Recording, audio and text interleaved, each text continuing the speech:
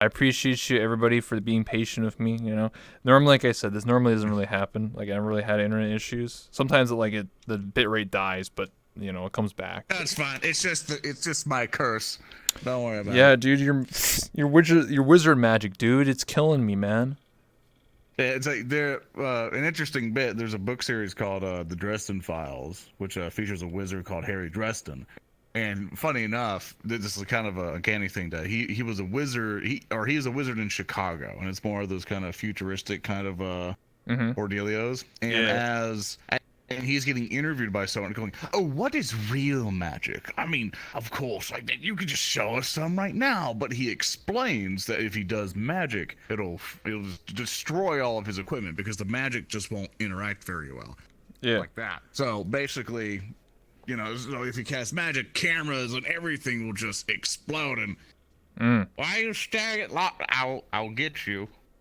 You quit it. So basically, it's so my magic is just destroying your internet. Yeah, it sounds about right. Can the audience please sit in the audience? I appreciate that. Thank you, please and thank you, and Yeah. Thank you, audience, for thank chatting you. with me. I appreciate that. Yeah, a whole new cast. Yeah, just about. I was like, yeah, we Yeah, just this took. is a whole new crew. Oh yeah, the show must go on. You know. Hopefully this doesn't happen. If it happens again, I just reschedule. Honestly, I'm gonna be honest with you here. That's fine. That's fine. Anyway, Things happen. what were we talking? We were talking about Ascension Academy. You teaching people magic, and then some of them didn't have magic, and you would teach them, and then you'd be a cranky old guy or something, something like that.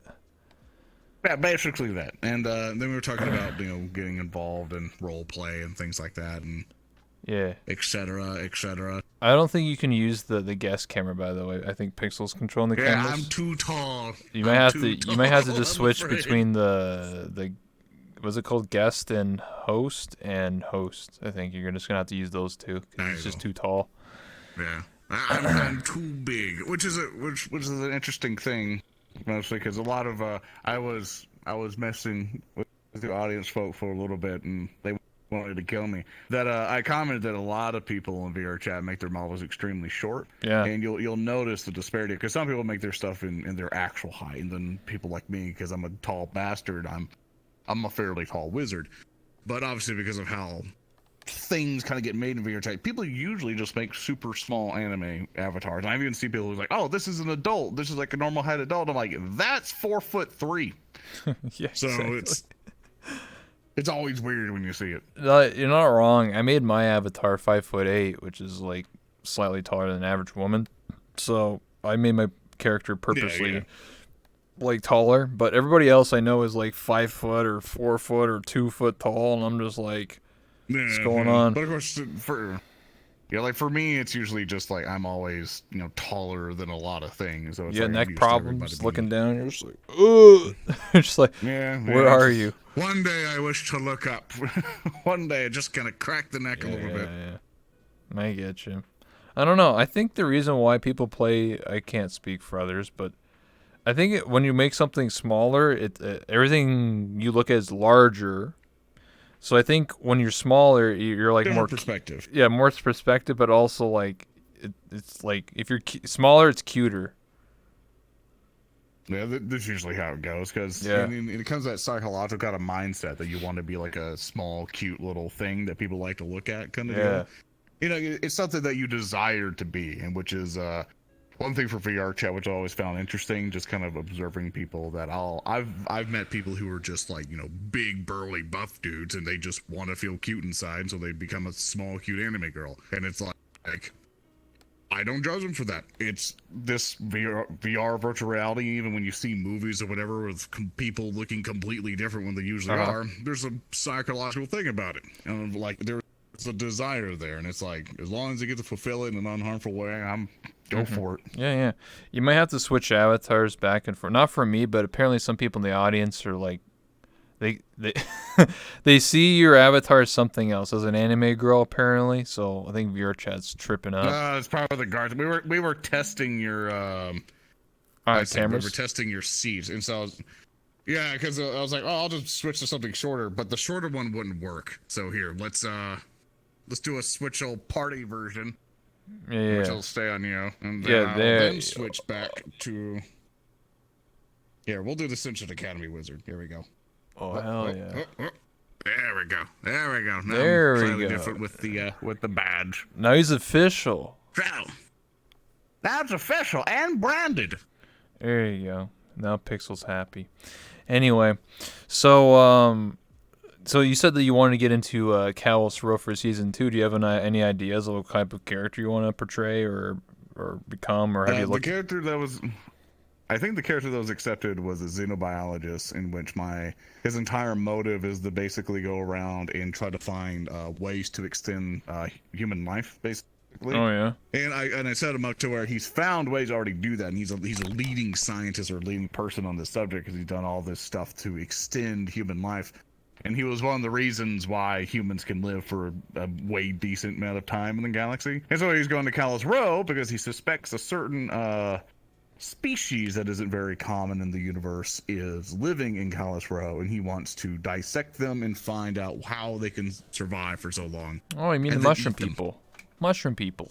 Yeah, it could be the mushroom people, or could be just some old man who needs to be dissected. We have no idea, but it basically would be the same kind of look and feel kind of person. Damn. So it's gonna be interesting. One of those corporate scum, huh? I understand. Yeah, well, the corporate scum, because and I want to make him a villain, but we got to play it differently, because if I say he's going to be a guy who's going to kill everybody, everyone's going to immediately warn other people's streams, going, "That guy's the bad guy. You need to kill him." But that's metagaming. That's not okay. Yeah, it's not okay to do that, but it's like people subconsciously you still do it sometimes. Even if you don't realize it. It's going like, "That guy's suspicious. I'm going to go follow him down that alley and look at that evil deal he's doing." And then you turn around and just shoot them, and then they're dead, and they're like, "I gotta make a new character. What the hell?" Yeah, and then there's a whole other process, but I do want to be another driving force in it, because a lot of the times people I find are very, very nice in roleplay. Yeah, which is a good thing. They're just being subconsciously they're good, and they don't want to hurt anybody, hurt anyone's feelings or whatever. But no one just comes in and is evil, and it's like a good evil, not just twirling mustache evil, but someone who's genuinely trying to screw everything up for his own gain. I mean, so it's going to be interesting to see how that works. When Cypher's character Jack died, he literally became like an evil guy and was literally bombed like the Grove and shit. He killed a bunch of people. That was dope. I want more of that. Yeah, and stuff like that is good because it builds conflict. So those good characters can actually have some sacrifice and some motives and stuff like that. So it really makes them shine more. Good villains make good stories. I think. Exactly. And I feel like for Kalos Row, you're right. There's a lot of people that were just reserved, and I felt like if I tried to like even be a little bit like what's the word? Being an antagonist. Sorry. My brain was farted. Antagonist, Antagonist. If I wanted to be a little bit like antagonize somebody, I felt like everyone would just be against me. You know what I mean? I'll give an example. Like Murder Crumpet played a character called Becky, where it's like a streetwalker, and then eventually started working for the bank as a bank teller and under like the mayor's hand. And his character basically was like a cunt. Basically, it literally says on the wall, "Becky's a cunt." And basically, everyone hated Becky. Everybody wanted to murder Becky because Becky would just say mean things to people. And I feel like, well, if I try to do anything like minuscule, if I try to like steal something or, be a dick to somebody, then everyone would just hate me, right? Yeah. So I feel like, it's tough to want to be an antagonist if everyone's just like, "Oh, I was going to kill this guy. Let's just kill him." Like, just, you know what I mean? I don't like that. Yeah. So hopefully things can flow a lot better. Yeah, for season 2. People can understand that a story needs to be told, and not just your guy won and kind of deal. A story needs to happen. Yeah, exactly. I feel like there needs to be more groups, if that makes sense. Like there should be not just corporates versus slummers. More factions is what you mean. More factions, yeah. Like during Kalos Row, I wanted to start like a mechanic faction where just a bunch of mechanics, and we would just fight other factions or steal scrap or beat up people. Just worship technology. Yeah, worship technology. Basically, Brotherhood of Steel. Just you got that. You got that super car. Gimme. I like to do something like that Definitely. because then we have conflicts with other gangs and or factions and things like that. So we'll see. Yeah. And your end goal could basically be like a Voltron system, where you just have a giant mech that rules over the city and destroys it all. Nice. Hell yeah. That gives me alright, it's gonna happen. I don't know. I think. I'm looking forward to it. Well, my character, because there's I think it's called the Sony or SON something. Like, there's a mega corporation that specializes in transportation and vehicles. So I would want to like me either take over that corporation or to like not befriend them, but like battle with them or something like that. If I had a bunch of mechanics, like I don't know, something to do with that. Yeah, he knows it. He reads up in the lore more than I do. But yeah, Red faction, yeah, Red gang, you know. Anyway, I think season 2 will be a lot of fun. I'm very excited for it. Be a lot of people, 120 Yeah, I'm people. looking forward to being it. So I'm very excited for that too. Be the largest like Yeah, VR like community like coming together. You know, I don't think I've ever seen that many people in a role play. I know Cal's for like 60. How many people play in Ascension Academy on an average like session? I know there's a lot of the roleplay groups I know still have a good chunk of people, but you never see them all active because one, to have all those people in VR chat, as a lot of people who don't know, VR chat kind of struggles when there's like even 40 people in one map. Like frames per second is very low and it causes problems.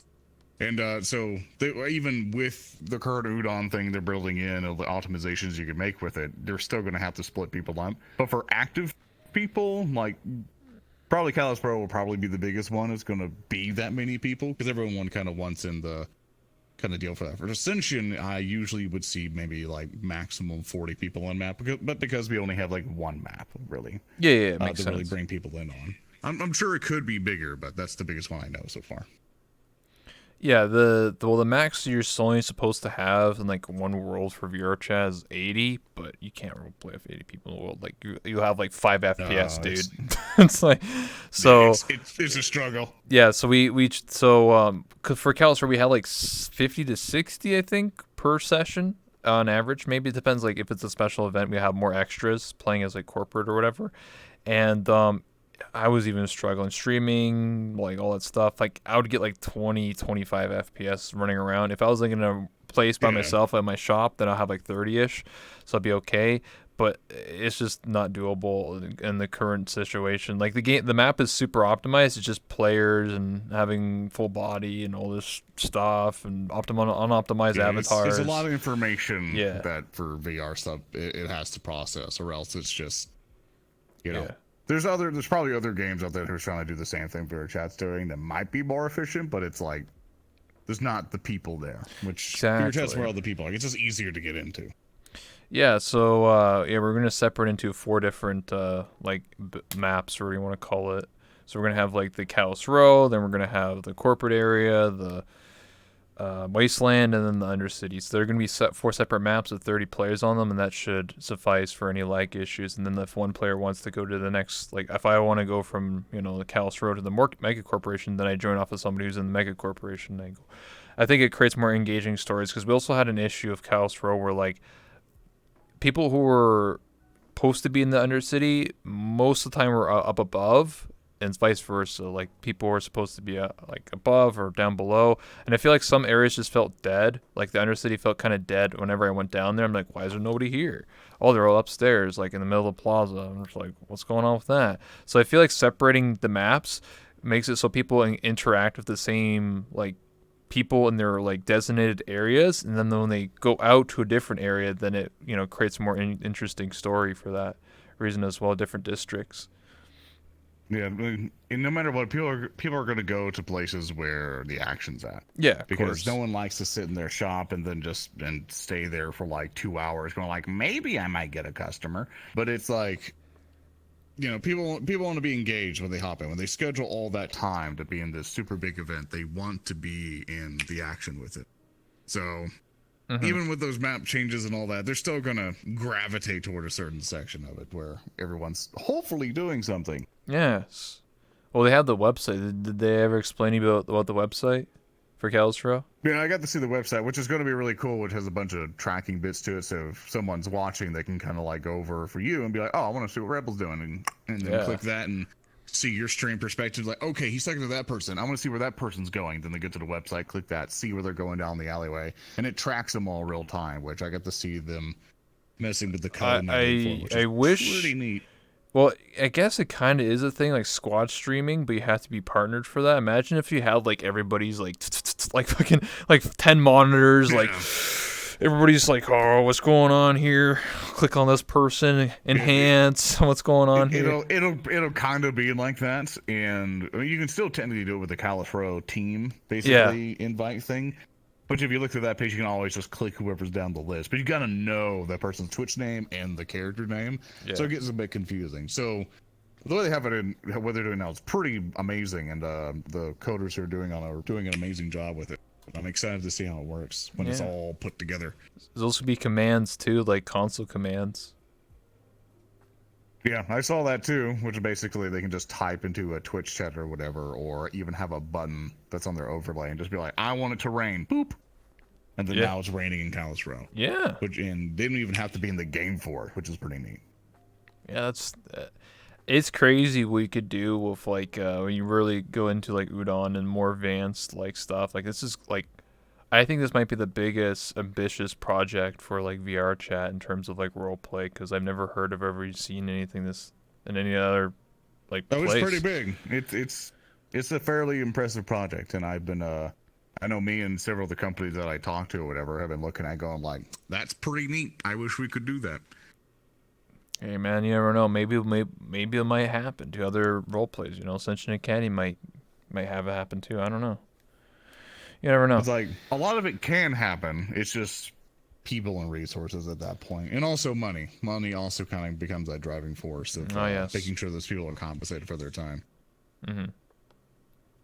So, speaking more about VR chat and other things besides Callus Row and Ascension Academy, is there anything else they've caught in your eye in terms of Udon? Like, have you looked at new worlds? Have you looked at like horror maps? Like, what have you done in VR chat outside of roleplay? I Mostly I kind of look in and look at the Udon maps that come in, Hmm. and because I've been waiting for Udon to come through to basically start getting developed more and more. Because one of the issues with the VR chat that once you kind of are on here for such a long time and you've talked to a whole bunch of people and so like, you start to kind of you've seen everything at one point. Yeah. And you get kind of bored of it and you're looking for something else inside of this little social platform we're all in, and you would like it to be more like an MMO in some ways, or you want to do games with people. Like sitting around in a room and talking is nice and all, but at some point you really want to basically go and play a game with your friends, and the only way you can do that is leaving VR chat. So having Udon in here and having actual people with C# knowledge and navigating through the system allows them to basically, even make generally anything that they want to. Yeah. And so I'm just waiting for all the worlds to come in. So I just hop in every so often, check the Udon worlds, going, that's neat, and that's neat, but they're all prototypes. I want to wait till this is developed. So that's what I'm waiting on.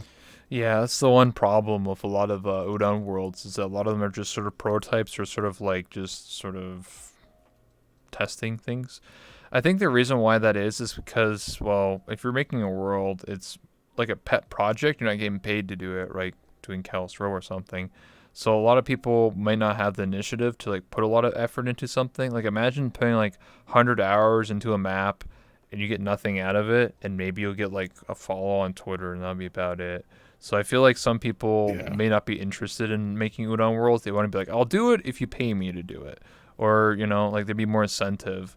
Because I kind of wish that the devs of VRChat would have more contests. There is a Halloween contest, but I'm talking about like year round, or like it'll be like every season, like spring, summer, fall, winter, there would be a contest like every 3 months and saying, hey guys, we're doing Udon spring. If you make a spring world that's with Udon, we'll give you $1,000 or something like that for a second, third, or something.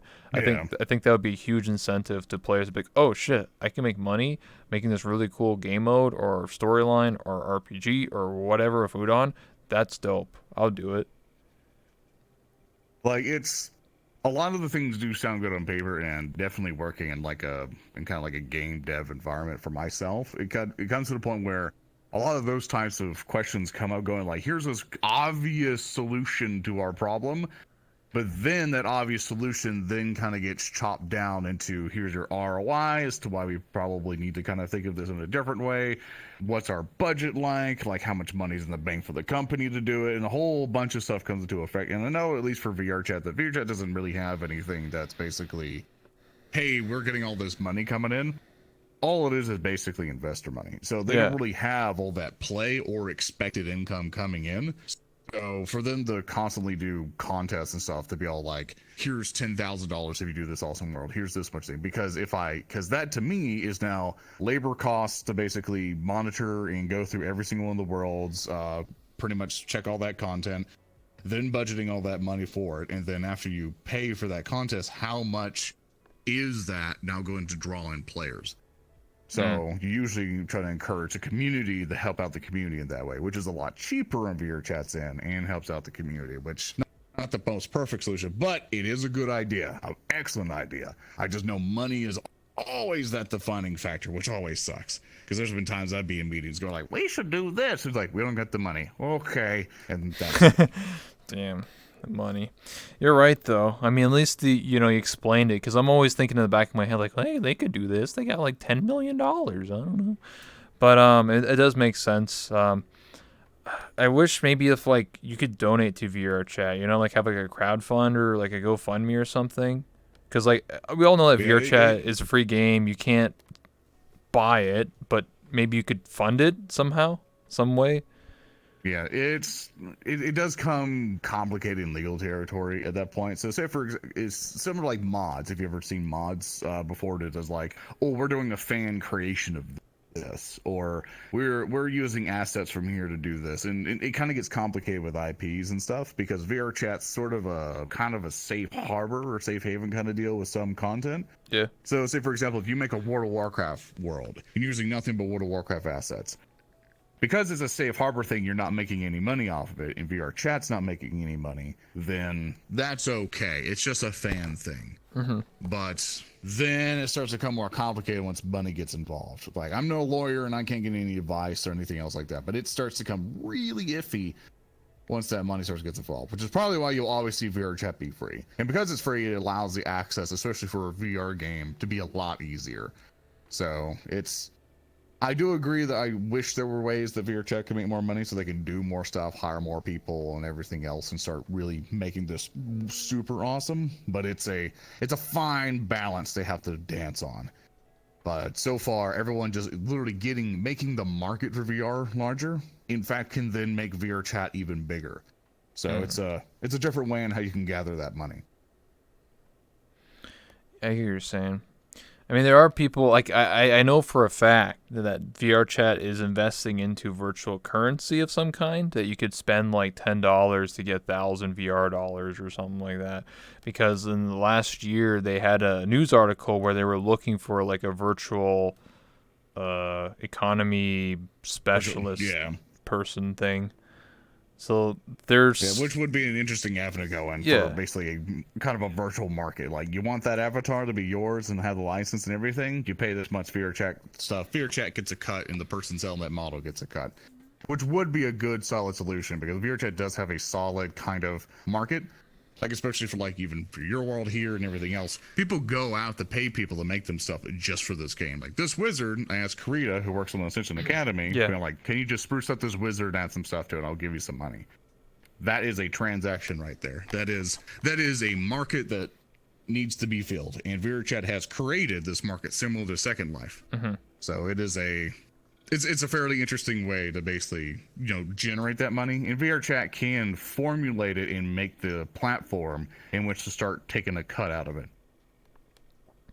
Yeah, I think that's the best way. Is there's obviously concerns with it, because obviously you're uploading content that they obviously don't have any rights to. MMD, TDAs, world assets. They just purchase and resell and steal avatars and resell them and stuff like that.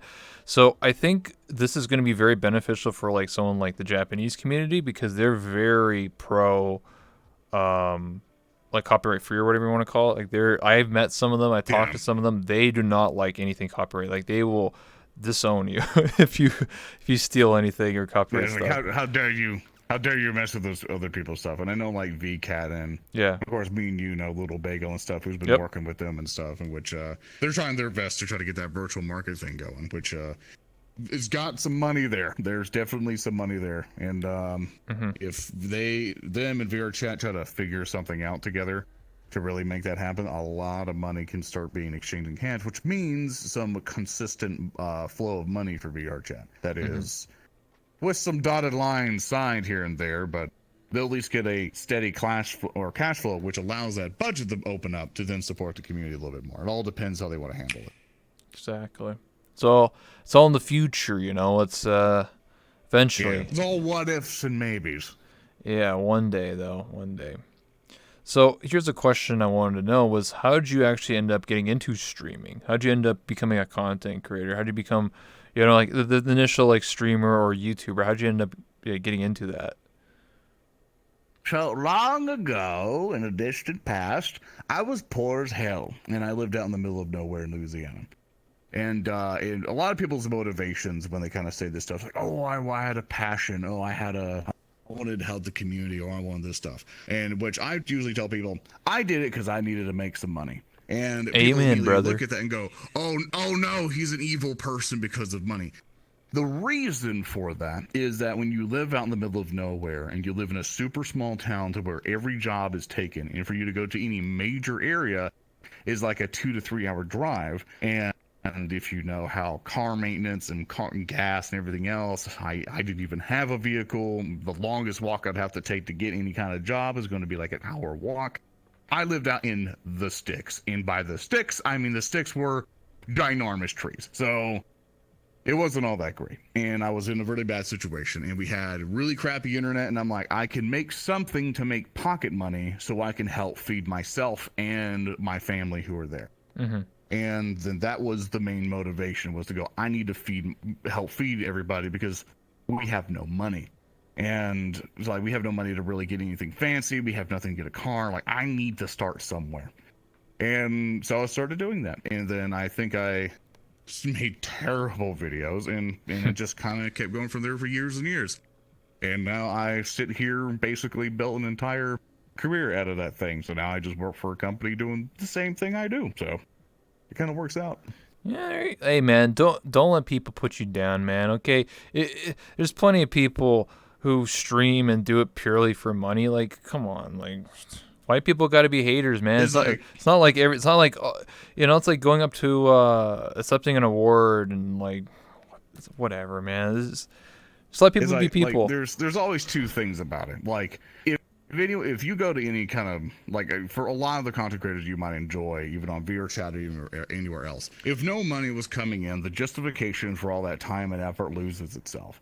And that's just basic common sense for that. Now, would I say, for example, if any of the ad revenue or donations or subs and all this other stuff just evaporated and I got no money at all from putting all the effort I usually do in trying to do all this stuff, things would change rapidly, but I would still find myself doing it because I've enjoyed the community that's been built around all the stuff that I've done. Because I would still like to do things just to chill out with people. Like, honestly, whenever I get any time to stream, those are the happiest parts of my day. Because I get to hang out with a lot of cool people, get to do any interesting things like with you and everything else. It's like, it's the highlight of my day. And that is something rare and special.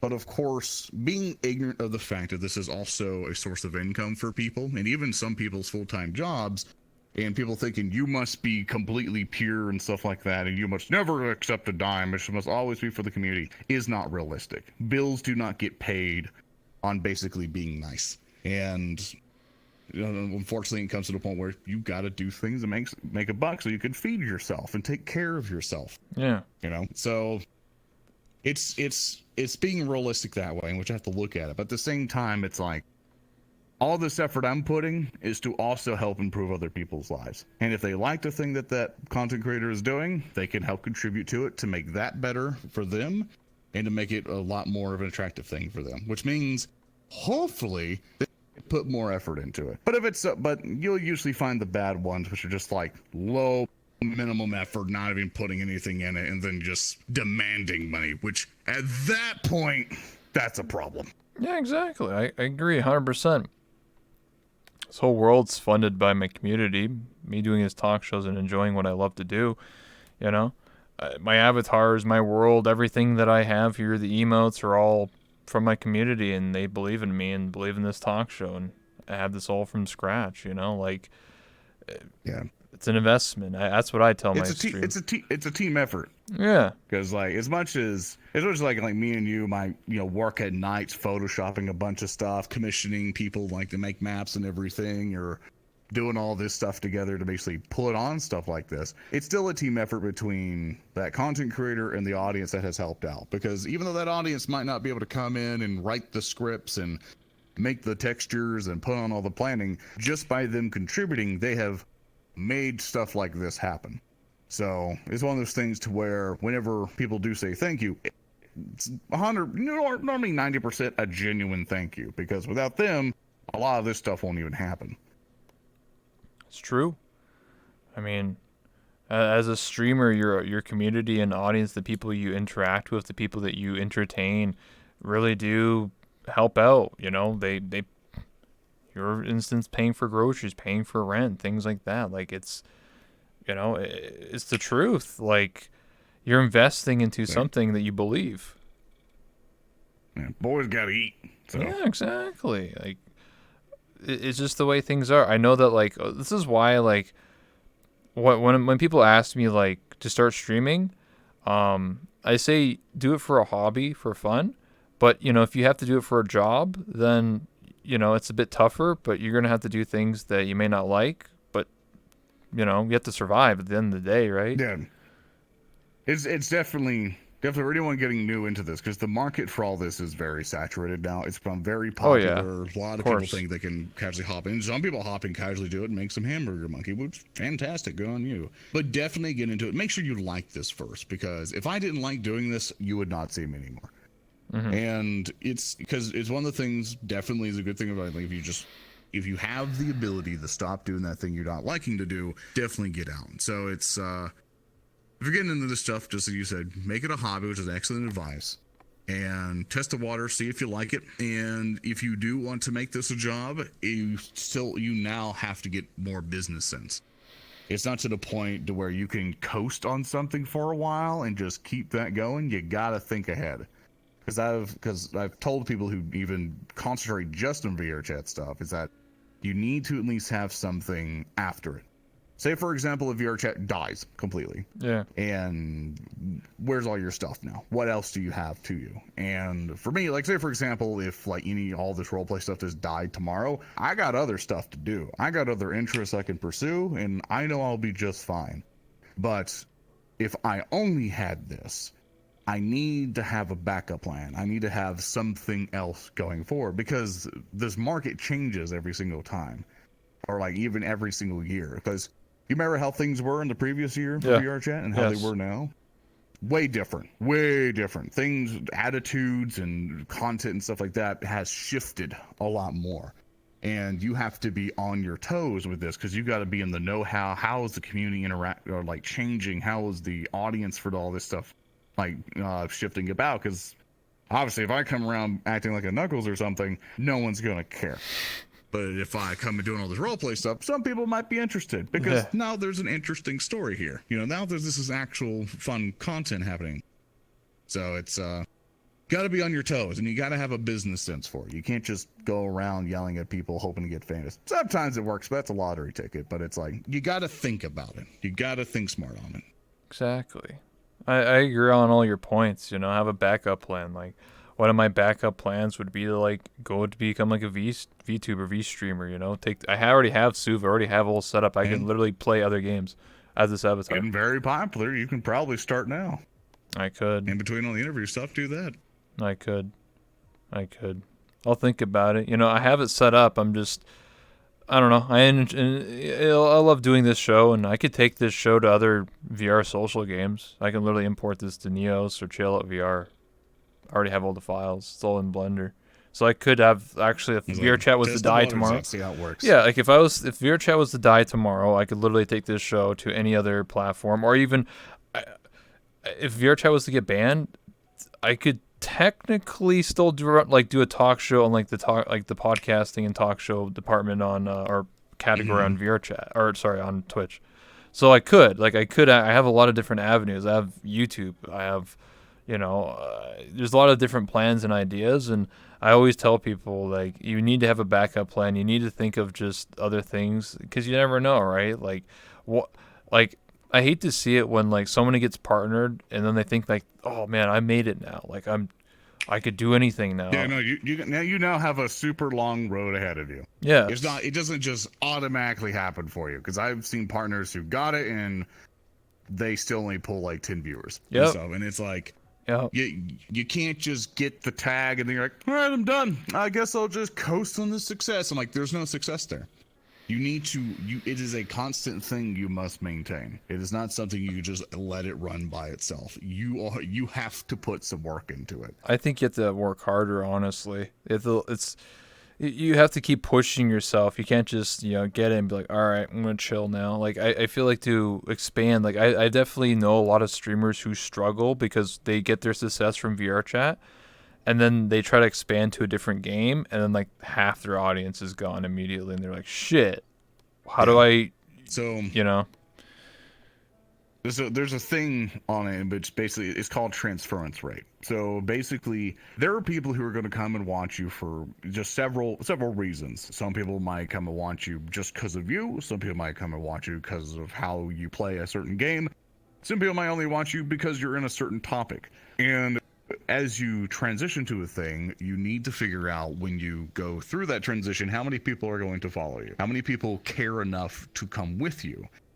And I've had that thing when I went from Planet Side to more like Warhammer 40k stuff when I started doing it. Yeah. And I noticed there was a huge thing of like, oh, cool, Planet Side, and screw that guy. And then people were like, okay, cool, Warhammer. And then VR chat was like, and it's like, okay, we like both. And it's like, you have to basically look at how people are going to react, but you need to slowly transition people over. So it's not a super sudden abruptness. Yeah. Yeah, because if it's sudden, people get very angry because they're like, I came here for that. This is the service you were offering, and now it's no longer here. I contributed to this. Now that it's not here, I don't want anything else that you're doing. I agree on so that. I'm going to go somewhere else. Like some people, they will get their success from VR chat and then immediately start playing like something completely different. Like just like cut off VR chat from their life and be like, all right, I'm going to go play. Yeah. Whatever. Now, if you're into that and you're okay if like your audience may like leave you, then that's fine. But if you're thinking of like trying to grow your audience, I don't think it's the right move. If you want to like get away from VR chat, because I know a lot of people get success and they quit and do other things. That's fine. You have to do a slow process. Like let's say you stream for 6 hours. Let's say 4 hours is VR chat and then 2 hours is Warhammer or insert any other game or whatever you're doing or just chatting or whatever the hell you're doing. You ease into it. You don't just suddenly, all right, I'm gonna go play Minecraft. Like I don't know, like all right, see, I got partner. All right, I'm gonna go play Minecraft for 10 years now. Doing off your chat stream every so often. But of course, like these bits of advice it's kind of like a general advice thing for all of us. Yeah. But definitely situations are going to be different for different people. Some people might have the personality that really can carry on to anything, and people only come here just because your personality. Some people may only come in just because you're VR chat. You have to look at yourself and be able to identify that and not let your ego get in the way, because egos will kill you. Like, never get too big of an ego, because then at that point, which you're like, oh, well, I'm super famous and I'm one of the biggest things in the world, so there's nothing wrong that can happen to me. You will doom yourself. Yeah. You need to be humble, be generous, be honest. Because if you portray yourself as basically a douchebag or something, you transition to other places, your community will reflect on who you are. Basically, and it could be a detriment or an advantage to you, because if you're going around being a douchebag or a totally guy or whatever, you're gonna have that community, and then now you have to cater to that type of people to keep on growing. Mm-hmm. And if you abruptly shift, now you got to rebuild all that up again. So it's a fine line. Realize what you got, make a marketing plan, and then a business plan with it, and launch out with it. Mm-hmm. You know, Press the button there. I Got it. I Yeah, think so that's basically it. I think the end goal for a lot of streamers, like we're talking like years of streaming. I think the end goal is to become a variety streamer where you can play whatever you want, you do what you want, and it doesn't matter anymore. Like you don't have to worry about view counts or sub counts anymore. You just play a game, have fun. You have enough to pay off your mortgage, your rent, whatever, and you're just good to go. You don't have to worry about, oh, I must play Minecraft because that's the only way I'm going to get 10,000 viewers and get money. Because if I play insert Sims 4, I'm not going to get any money. So like, I think It is. Yeah, it is a dangerous thought to go down because regardless, you still have to put in the effort for it. But there will get to a point to where, which I've noticed, is that your community will basically run itself. To yeah, where they're so into the atmosphere and the community which that has been built, to where you're like, okay, I can just use less time building this and use that time to maintain it because the community will just do things to help build it by itself. But regardless, though, that comes into complacency at that point. You get comfortable with it. yeah, You get satisfied, like, yeah, I made it. I can just go play random game and just make $2,000 on that day, and then just I didn't have to put any. I didn't even have to turn on my cam or do on a microphone. I'm just gonna stream and do a thing. But just like any businesses or whatever, you must all like. I encourage you to always strive to be better, or to at least set a standard of quality. So whenever anybody new comes in, they're encouraged to stay because the internet is large. You are not going to be the most popular person on the planet. You're probably not going to be another PewDiePie. And there is a large market right now for people wanting to be entertained, especially in these times when we're all kind of indoors and stuff. People are looking to be entertained always. People are always looking for someone fresh. And yes. if you can stay fresh and stay at least relevant as much as you can, that'll definitely help you in the long run. I agree on all these points, man. It's like you're like a Twitch consultant, honestly. Right. I've been doing this bullshit for too long, Rebel. For too long.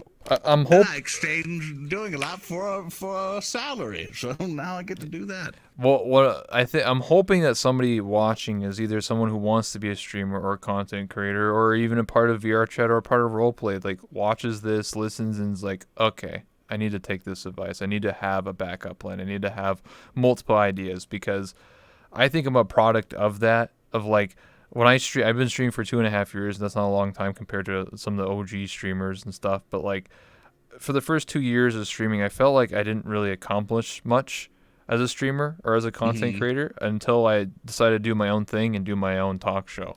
And a lot of people said it was a dumb idea, and a lot of people told me to quit VR chat, but I told them, well, screw you, and I did my own thing, and here I am. So, at the end of the As day, long as you're having fun yeah, with it.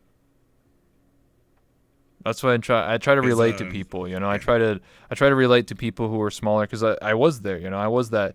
I didn't stream and immediately get 100 viewers or something like that. I wasn't just given a community or something like that. Yes, I was a part of teams, but at the end of the day, I still felt like a loner. I still needed to do my own thing, and I still needed to prove myself, right? Because at the end of the day, Yeah.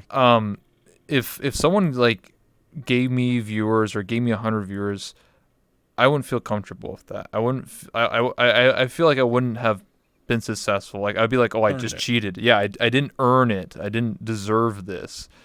I'm not saying that's very common. It's not, but I want to do my own thing. I wanted people to know this is my show. I'm the host. People love me for my show. It's not someone else's show. It's not I'm the co-host. I'm not the whatever. Like it's my thing. I did this. I do 99% of the work. Yeah. I have Lofty or Pix to help me off the camera stuff, and I appreciate them. But I've earned this. I spent the time. I spent the money. That's what's important. That's why I'm trying to teach people. Yeah. And it's still a team effort and stuff like that. Yeah, like, exactly. And you are basically you are the producer at this point. You are the one basically. You're the glue that's putting everything together. But regardless, though, like even bigger projects and stuff like that. One of the things that I see a lot of people do, like say for like tabletop RPG streams Yeah. or so, I will because I run a thing called War Hands, which is pretty much a 40K tabletop thing.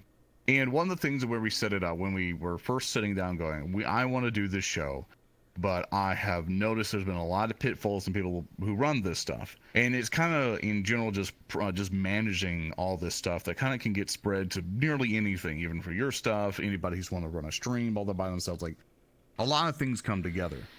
So one of the things that we did, that we sat down and basically pretty much made it to where everyone can get involved, everyone has a role, and everyone it is a team effort to make this final product.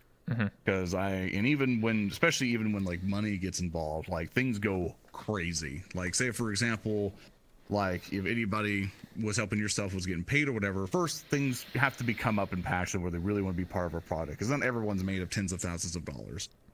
But if money does get involved and go, I got this much in budget and I want us to put on a show, you never mess with that money. Oh, arm, okay, arm's there. So basically, you never mess with that money.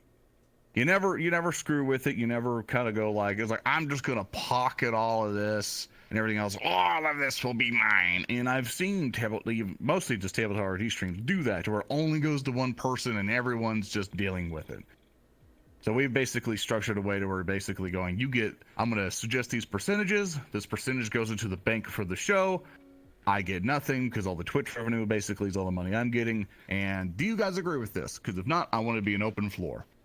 And they kind of go, yep, we accept that. And then you sign the dotted line, be like, okay, cool. This is how much you get paid for helping make my content. Exactly. Because it's a team effort at that point. And for a lot of stuff, when you're first growing up, a lot of it has to be passion projects. Everyone wants to be together to put something together that's really cool. So the more that you can make it more of a team effort and get everyone involved, because your community, because it mostly goes into the line of your community will build you up. Your community will make sure you go forward. Because you can do everything by yourself. Because I don't know if you do what I do. Because there are times I stay up till like 4 a.m. at night just working on a future stream. That might even be tomorrow.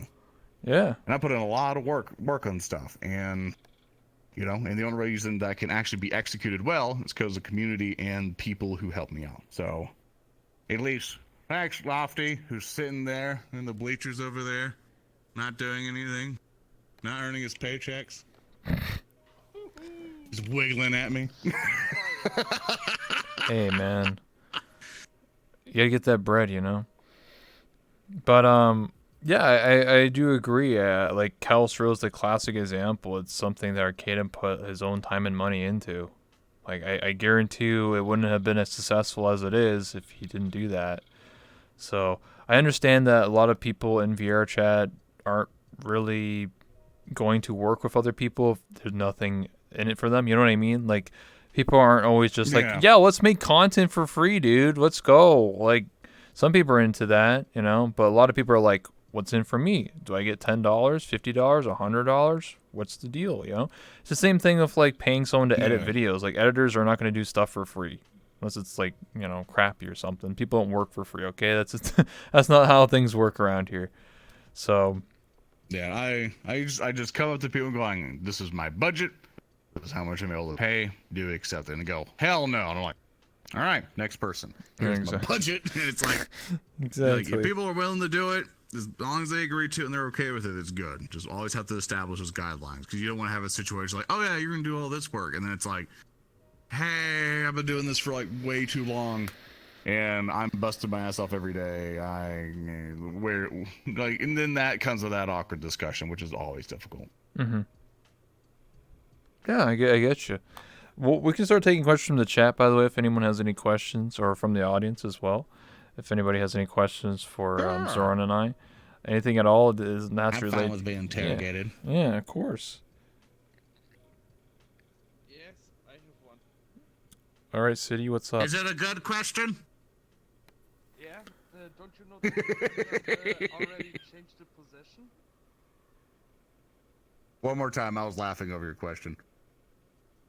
Didn't you know that the camera person changed position? Oh, I know. Yeah. Okay.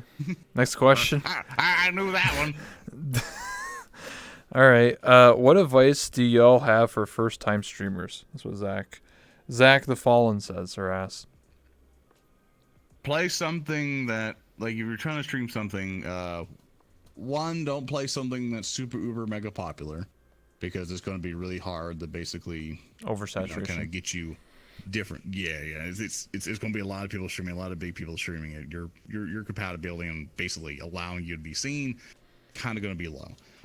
One of the things I recommend for people is help the community for a game or anything that you're super into.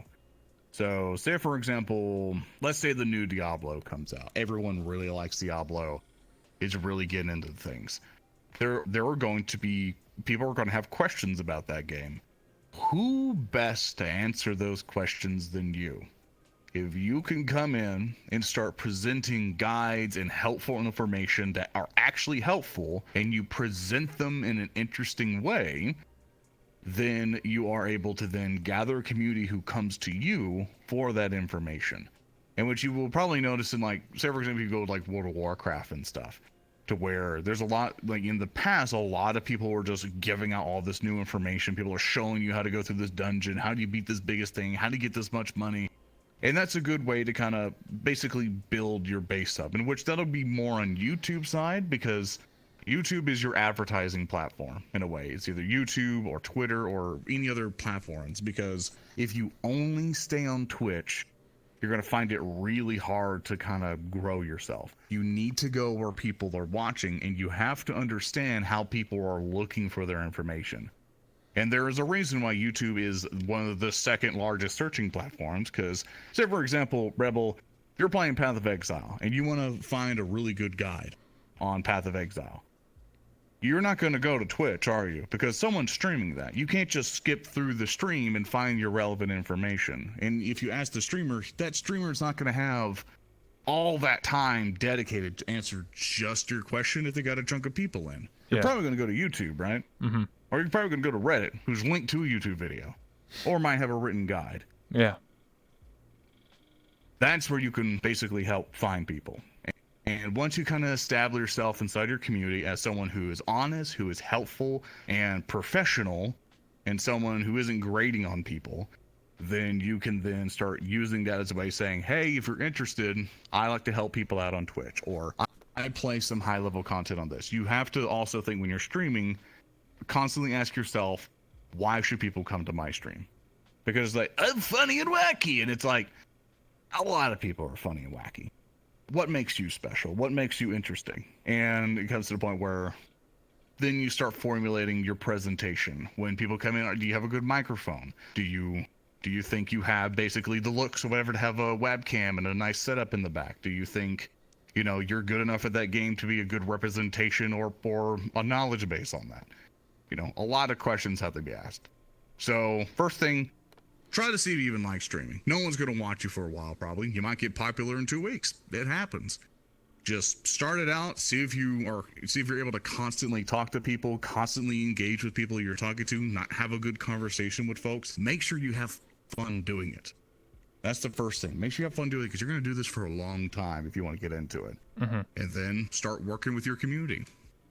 Or your local community, like get with your Diablo community if you're into Diablo. If you like Mountain Blade, get into the Mountain Blade subreddit and try to help people out with cool stuff, or make really interesting and funny videos and showcase it to people. You know, you're gonna have to put some work into it, but that would be my broad recommendation: is to think how you are presenting yourself and try to execute it.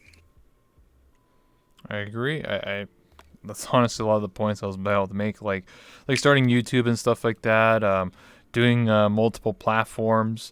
People underestimate like Twitter or even Instagram. Like you don't have to take photos of yourself. It could just be of your work, of your projects. There's always like, don't like deny, oh, Instagram's for people who take pictures of themselves. Like, no, it could be anything, honestly, man. If you're into cosplay, if you're into D&D, like, you getting one extra like or one extra person can make or break your channel or even your success. You know, you never know. Maybe that one person is going to be a huge supporter. Maybe they know somebody and then maybe they'll help you out. You never truly know. So never like downplay yourself and be like, I'm only going to do Twitch. I'm only going to do YouTube. I'm only going to have Twitter. I'm only like it sounds silly to like suddenly just go from doing just YouTube to now I'm streaming, now I have a Twitter, now the Facebook, now that they have all these 10 different like social medias going on. Like, I'm not saying to do it all at once, but you could just ease into it. Like, all right, I'm going to start a Twitter. Yeah, slowly build it. Yeah. Or, okay, now I have a Snapchat. Now I have Instagram. Now I have Facebook or whatever. Whatever, you get the idea. Slowly ease into it, and trust me, in the long term, you're gonna thank me or thank people who give advice like this, because some people just dive right into it, and sometimes it does work, sometimes it doesn't. But I think easing into it and getting into the routine of tweeting or making YouTube videos or taking your Twitch VODs and then editing them and stuff like that can make a big difference. I've seen people in the VR chat community who stream every single day and they get like 5 viewers, but once they actually started doing YouTube and just making highlights or making very specific content for YouTube and understanding the algorithm and stuff like that, they went from 5 viewers to now 300 viewers, and some of them are partnered and do really well on YouTube. Like sometimes Twitch is not the avenue that really helps you out. Maybe it's YouTube. Maybe you're more of a YouTuber, vice versa. Or maybe it's just both. Maybe you use YouTube to advertise your Twitch channel. Like there's so many different things you can do. Just don't, do one thing and hope and pray that that's gonna be the end all. That's gonna be the thing that gets you all to success. But yeah, I agree. I concur. Any other questions? Sorry, I need to scroll up actually. I have a question for Zon. I know that you are in AA. What was any other role plays before? Were you in any role plays before AA? I don't know if that's specific to like VR chat, because obviously like specific to VR chat. Like I think I helped out. I can't remember their names. I think I did like a Purple Lotus thing once, and then there was I think it was the Golden Crown. I think was another one. I think I did that a couple of times. It's like mostly AA is the only one I regularly started doing. I don't have like a super long veteran history of like doing roleplay stuff in VR chat. Most of my roleplay things are like doing like improv theater and everything outside of it. Because it's mostly to the point where I didn't have the time to sit there for 3 hours of VR chat and just roleplay with people and all that other stuff. So, sorry, my hand's like dying here. Zoran, how did you start voice acting for how do you say this? Alphaza Buzza? Alpha Busa. Alpha Buzza. How did you start voice acting for that character, and how are you doing? Basically, for context of other folks in your thing that might not know, I voice act a character called Lehman Russ and Alpha Busa's at the Umbrella Takes a Speech Device series, which got fairly popular in the 40k community and all that. Okay. Basically, the story of it is that there was a game called Warhammer 40k Eternal Crusade that was coming out, and I was doing some marketing work with Behavior Interactive, and basically I was doing on YouTube at the time, and they're like, oh, we need someone to cover the game, and I started covering their game. And Alpha Busa was also being interested in it, because not a lot of people were making 40k games at the time. A lot of them were garbage. And me and him started talking, and he's like, I really like your voice, and I think you would be excellent for this character. And you seem pretty safe to not be a douche on the internet. So I was like, cool, awesome. So me and him talked about it, and we kind of workshop a voice on it that would actually be funny and interesting, and then just kept on doing that. So basically, he just looked at the stuff, liked what he saw, gave me a contact, we talked for a little bit, and then off we went. So there you go. That's how I got started with that, and how I'm doing. I am busy as all hell, and I work nights constantly, so you can imagine how that goes. If you're really good at an online game, but it isn't popular, but it's the only game love, how will I popular, if possible? They're asking, like, say for example, it's a super obscure game that no one knows anything about, but they're super good at it. How do they get through it? Get in the speedrunning. True. Yeah. So the speedrunning community is still pretty big. They're not as kind of relevant as they were when AGDQ was really starting coming through or whatever. But start to get in the speedrunning and start to figure that out, get into the speedrunning community, and you can grow a little bit that way. Speedrunners right now are kind of in a like, for viewers, it's starting to get a little bit of a decline, but there's still some of them who are like doing pretty darn well. So I'll look into getting to that, get with your speedrunning community. If there's really no community for your game, then show your game to the general speedrunning community if you think your speedrun is very interesting to watch. Like if it's very hard to execute very different tricks and stuff. Like, for example, when I was speedrunning the game Warhammer 40k Space Marine, and I think I kept getting world record a few times for it.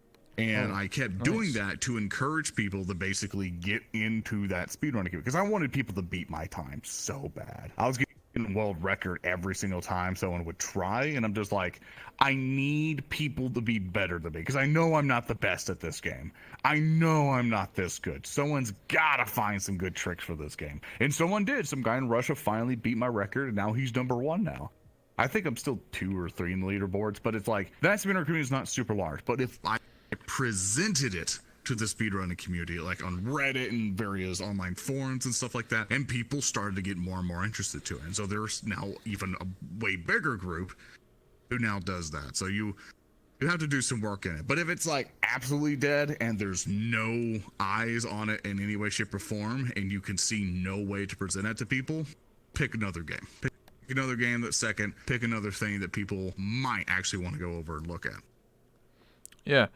Zoran, how do you know that your stream is good, or how do you know that people want to watch that stream? Should you play what you want or what the viewers want? So basically go over to other streams that you watch a lot and see where your personalities and your stuff can kind of resonate with. Because because I can give you the hard, honest truth that there are going to be people who just have no knack for doing it. Like their personality might not even fit to doing any of this in way, shape, or form. They might not be active. They might just go like, okay, I'm going to start gaming now. And this is all that they do the entire time. There's really not all that much engagement. They're just kind of chilling out here and having a ring. Yeah, thanks for the follow.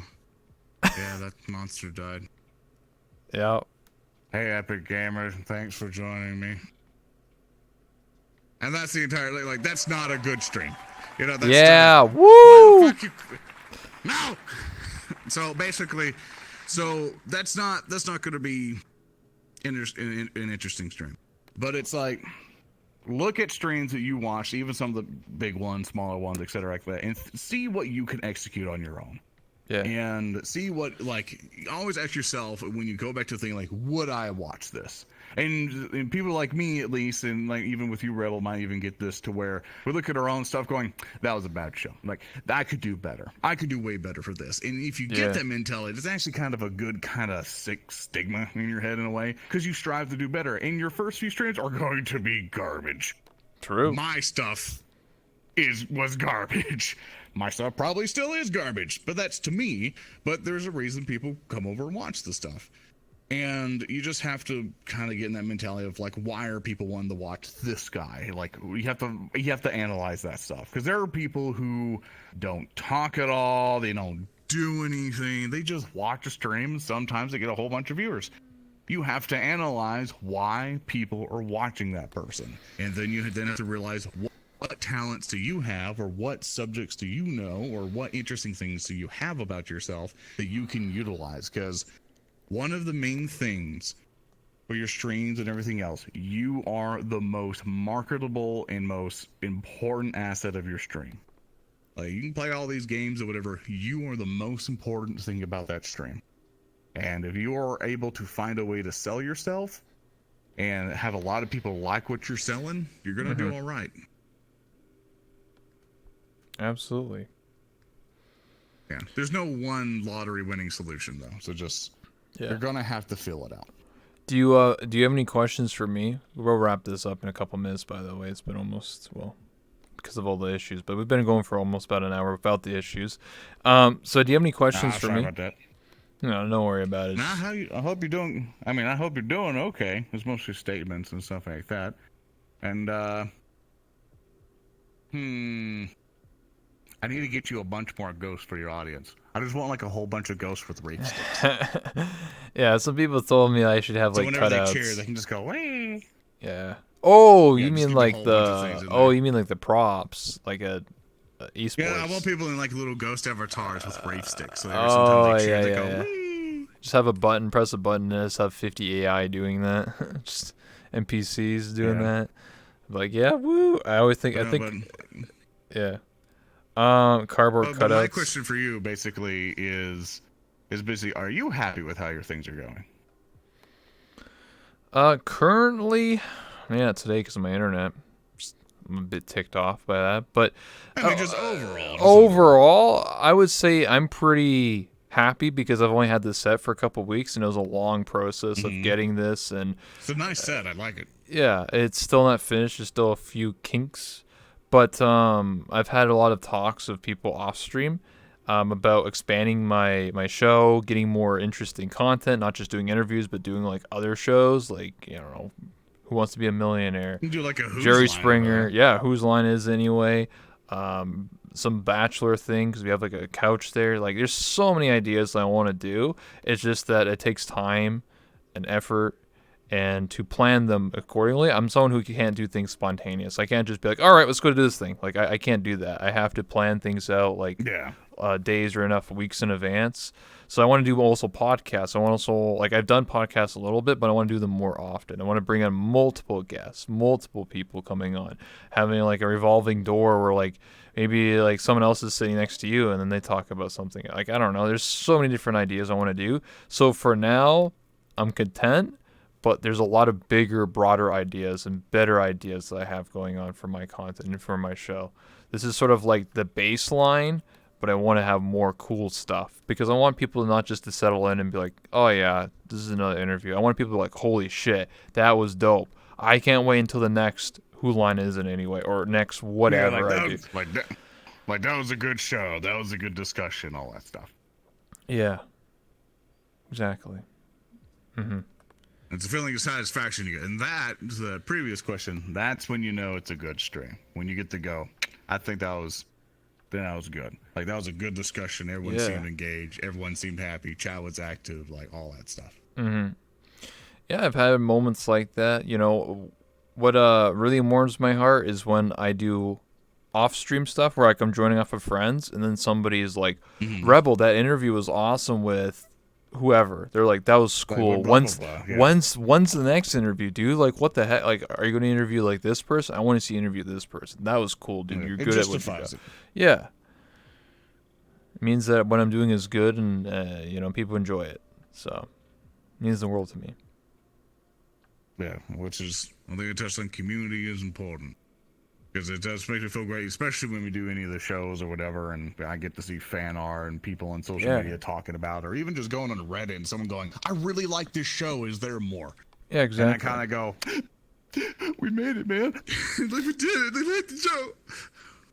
Is there an interview tomorrow? Yes, there is an interview tomorrow of Kylie. She's from the No Pixel GTA community. She's been playing VR chat. So a lot of the No Pixel people from GTA are actually coming. No, I don't know if I met Kylie.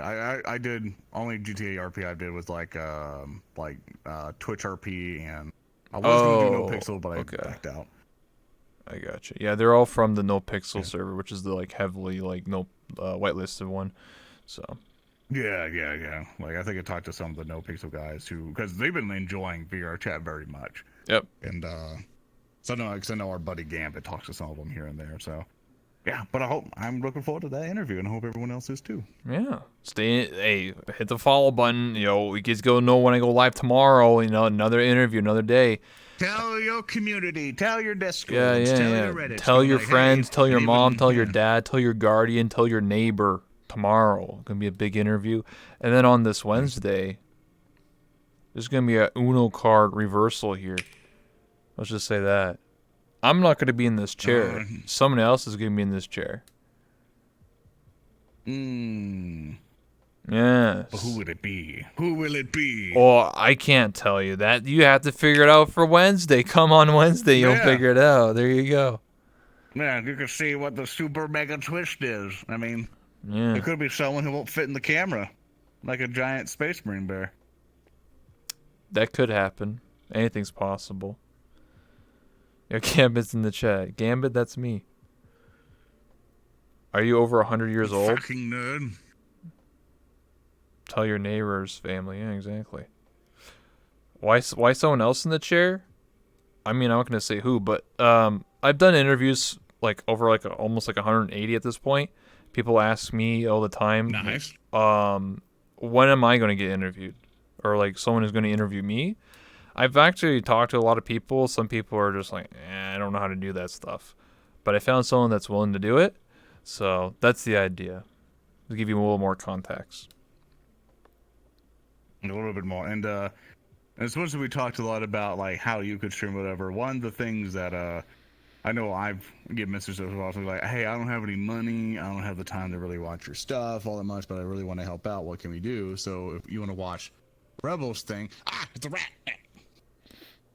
That basically one of the things you can do is, as someone who might be part of the community, don't have time to contribute, don't have money or whatever, you want to help out in some way.